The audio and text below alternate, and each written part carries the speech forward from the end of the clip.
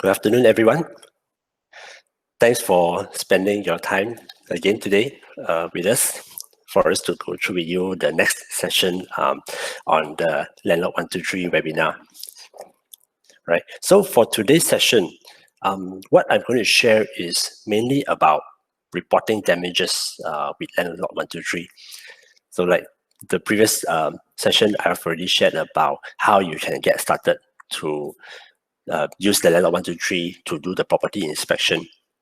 And for today's session, we are going to mainly concentrate to talk about how your tenant can update you on the issue or how they can report issue to you on the property that they are staying in at the moment.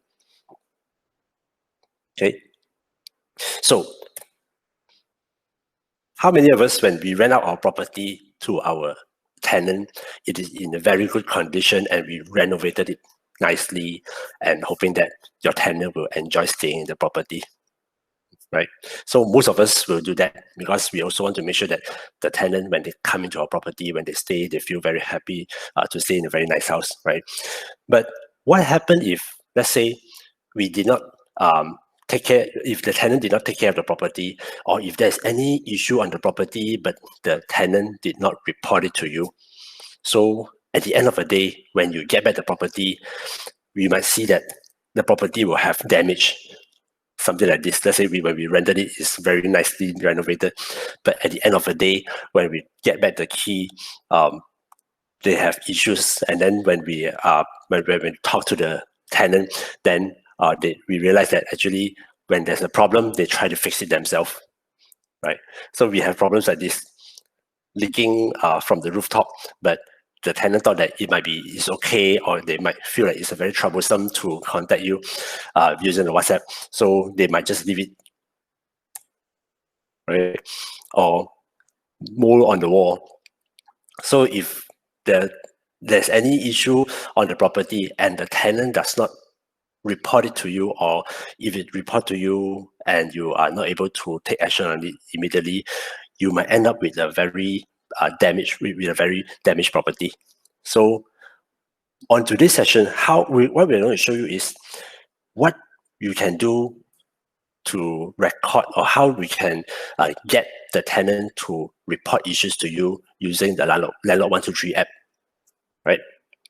First, I'll show how we can create and submit issue, how the landlord update the status of the issue, and once the issue has been resolved, how do we update the expenses into the app to say that, okay, for this particular issue, how much I spent? And finally, how do we view the issues that we already created?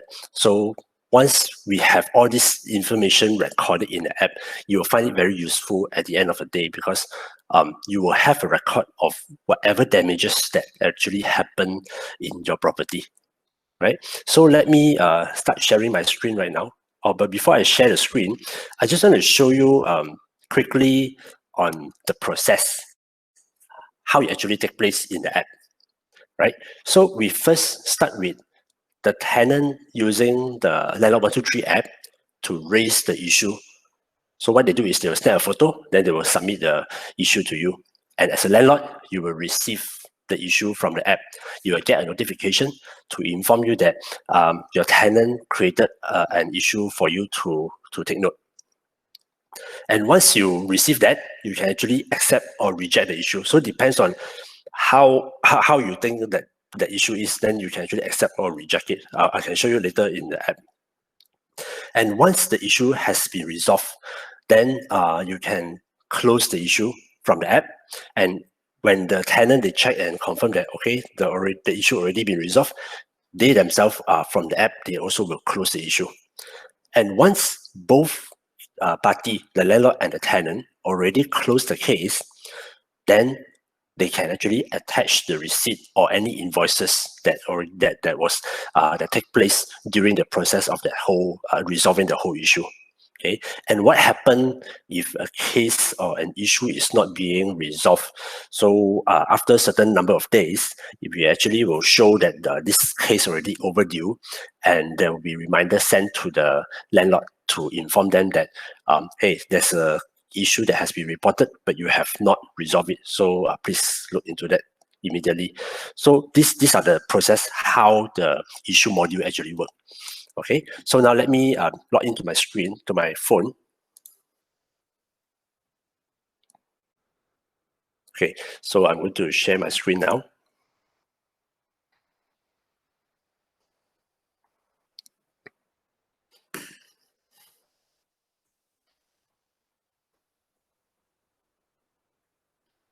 Right, so let me launch the Landlord123 app now.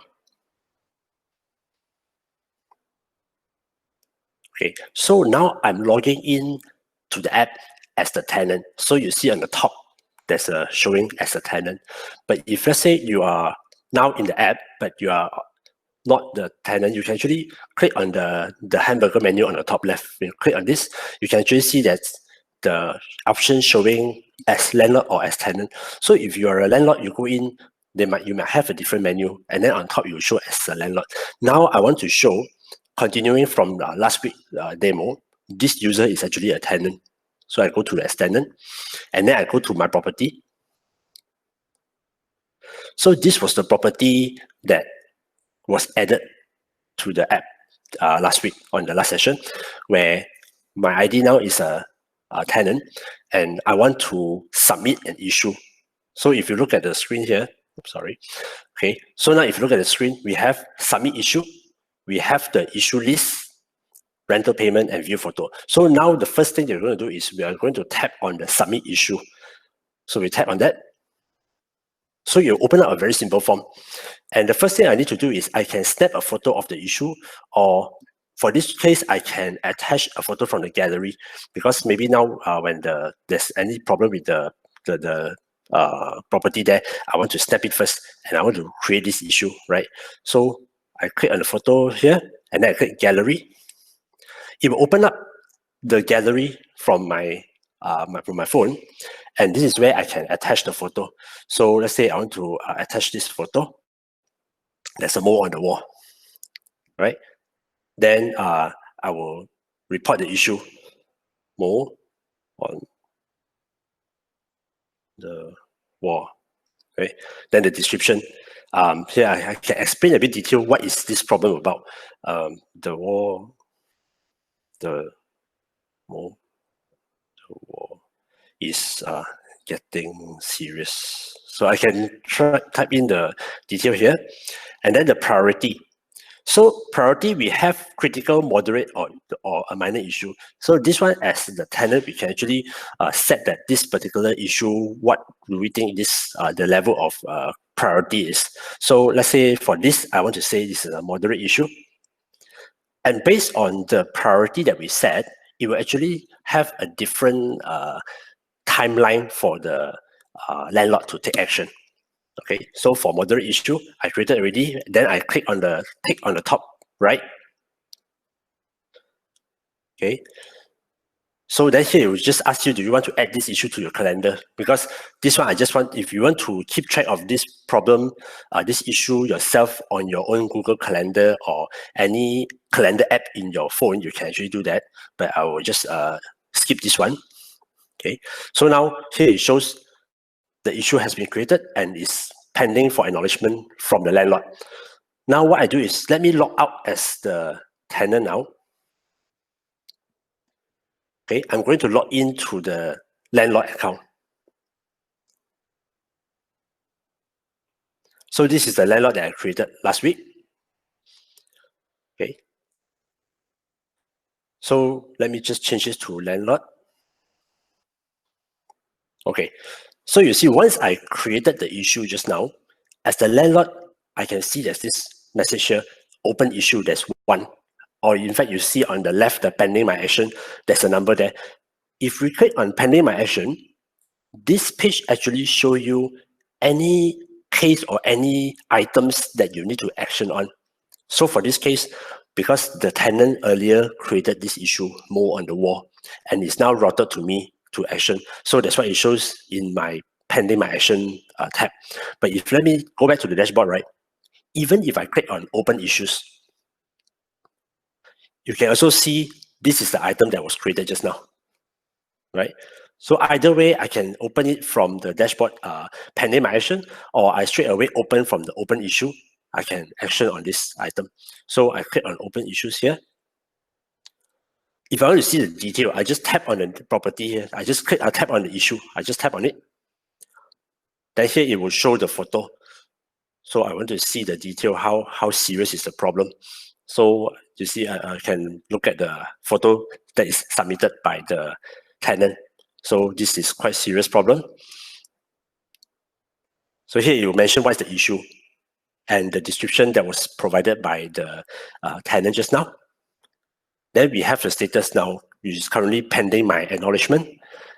And the priority set by the tenant just now was moderate. So I should think about, I have to make sure that I resolve this issue within 3 days. Okay, if not, then the system will set this issue as overdue. Okay, so as today is 17, you see the date to complete, it will show as 20th of January. So after 20th of January, if this case is still open on my screen here, it will show as overdue. Then we have date submitted, which is today's date. So what I can do now is, as the landlord, I can acknowledge the issue. Right. So once I acknowledge, right, then you see now it's changed to the status, it shows in progress. If I go back to the dashboard now, if I click on the open issue, I look back into the case just now, it shows as in progress. Okay.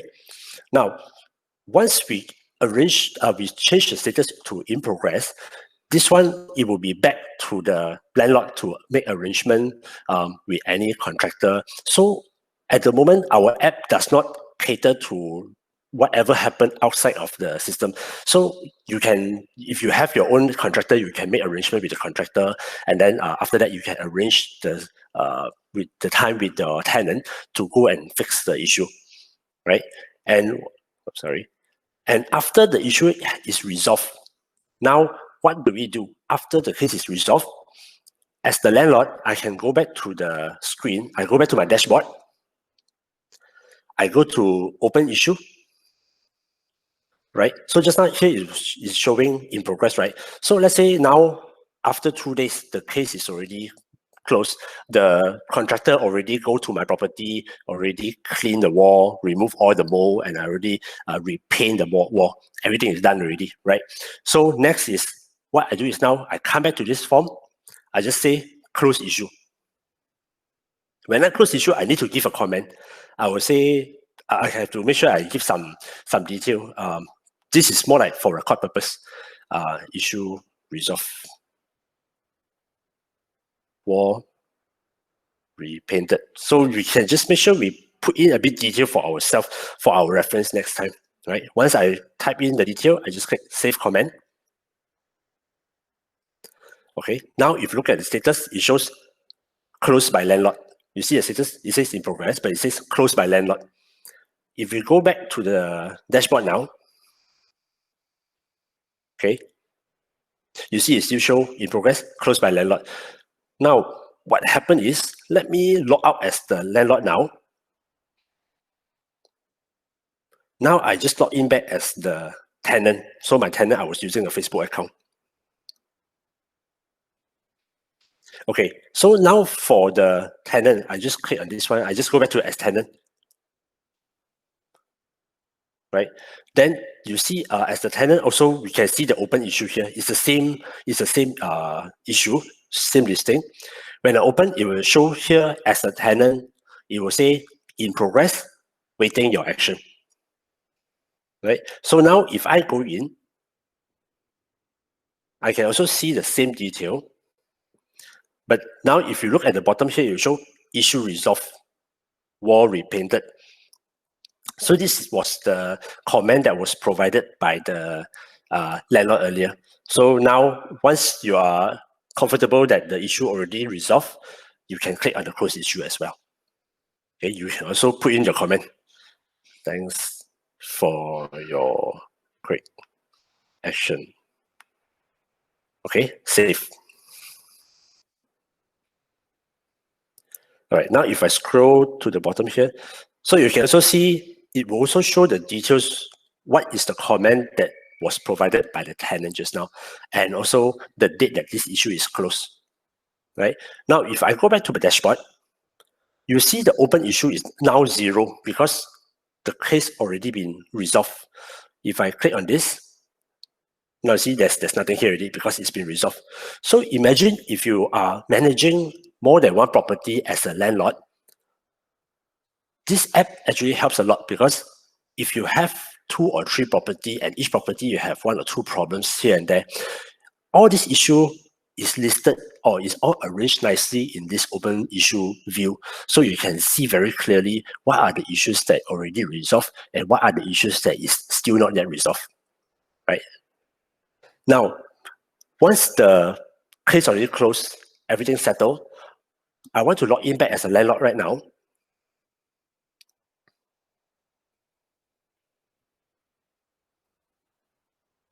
Okay, so what I want to do now is, because as the landlord, once the issue has been resolved, so of course, I hire the contractor, they already do all the work, and they will send me the receipt, right?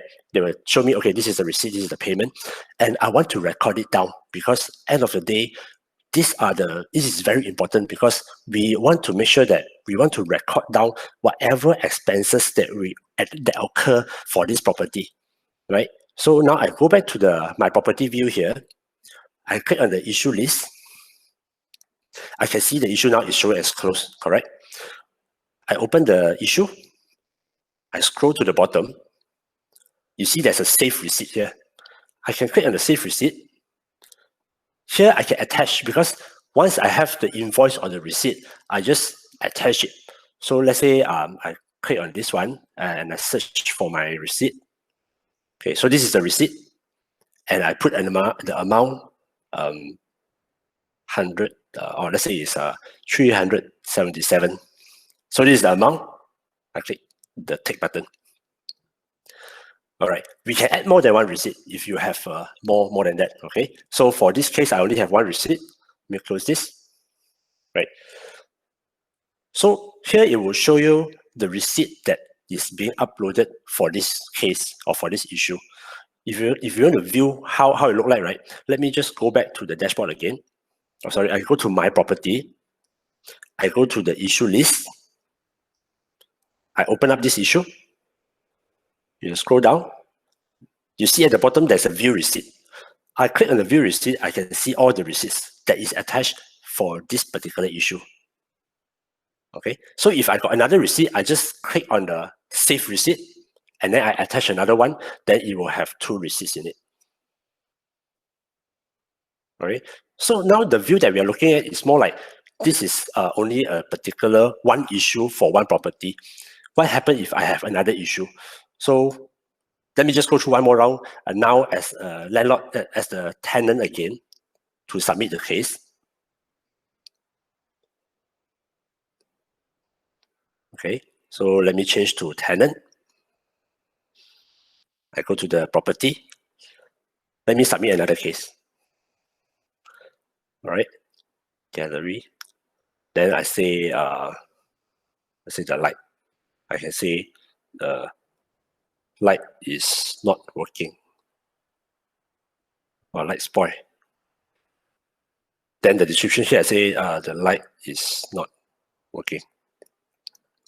Priority, I say this is critical because without the light it's very hard to work, right? Then I take. Okay, so the issue is created now.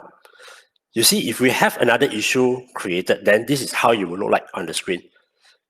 So if I go back to my property, you see the issue list here when I open, it will be for this property. So now we have another issue reported already, how it look like. Okay, because I put critical, by default, the system will set it should be resolved by 2 days. Okay, now the next item I want to show is about the financial reporting for the expenses that already occur. So how we're going to look at that? Again, I log out as a tenant first because the important part is actually for the landlord.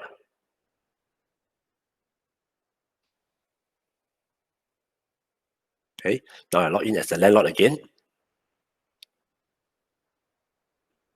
Right. So just now when I create the issue, I already, or when the issue was created, I already resolved it. I already put in the receipt, how much I already spent.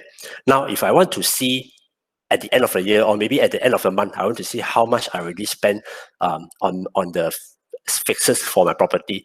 I can go to the financial tab here. You see on the right, there's a financial here. I click on that. It will actually show us the list of property here. So because now I only have one property here, so it will only show one. If you have more than one, you can see all the property will be listed on this page, right? Now I open this back. You see the issues expenses. It will show the $377 that I created just now. This is more like in one view. When I look at this property, I know that I already spent $377 on the issue expenses. So if you have more issues that has been created and resolved for this single property, the expenses here, it will be accumulated.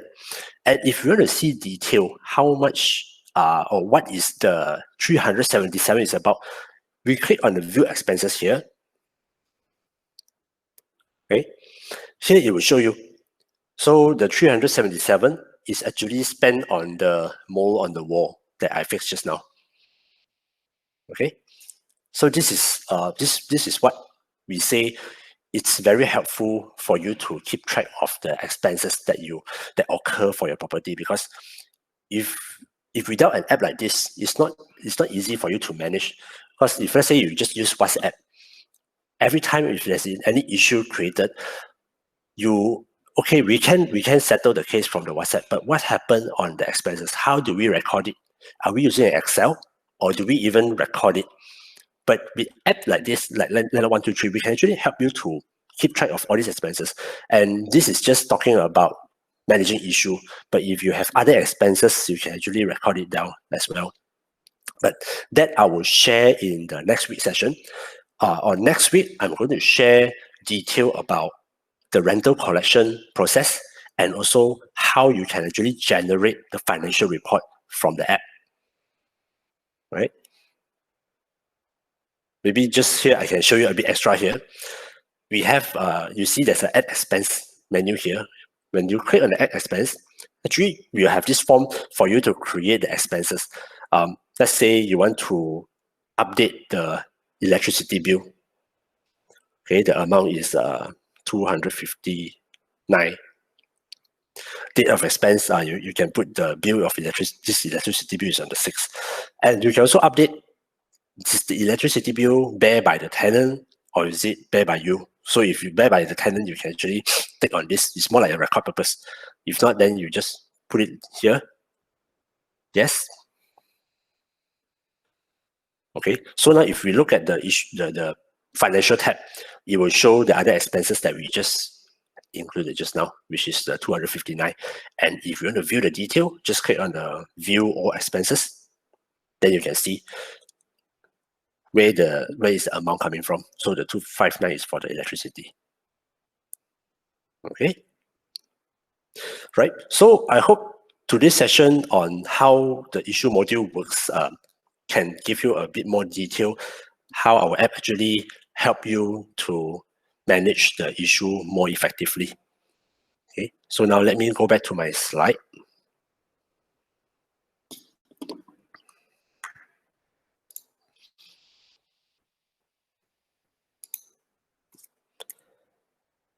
Okay.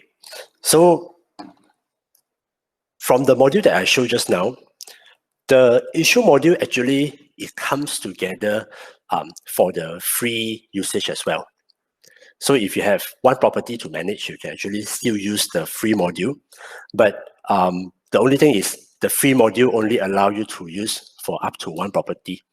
So if you have one property, yes, you can try to use the free one. But if you have more than one, you can actually consider our starter package, or even go for the professional package, because for professional package, there are even more things that you are able to do, like the expense tracking. Okay, and the best is you can have unlimited property to manage if you are going for the professional package, right? And if you're an agency, So if you wish to use your app, if you wish to offer the Landlord123 app to your clients, which you can treat them as your client where you are helping them to manage a property, right? We can actually offer you a Landlord123 for business, where the app will be customized to have your logo as well as your company color scheme. So if you want to know more detail about the Landlord123 for business, you can email me, right? So this is my contact detail.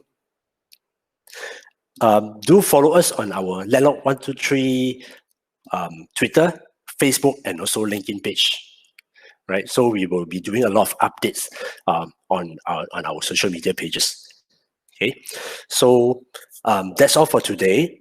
So hope that this session helps you to understand a bit more about our app. And as I mentioned earlier, for next Friday session, I'm going to show to you about the rental collection module and also on the expenses and how you can actually generate a financial report out from the app. Okay, thank you again for your time. See you in the next webinar session next week. Thank you.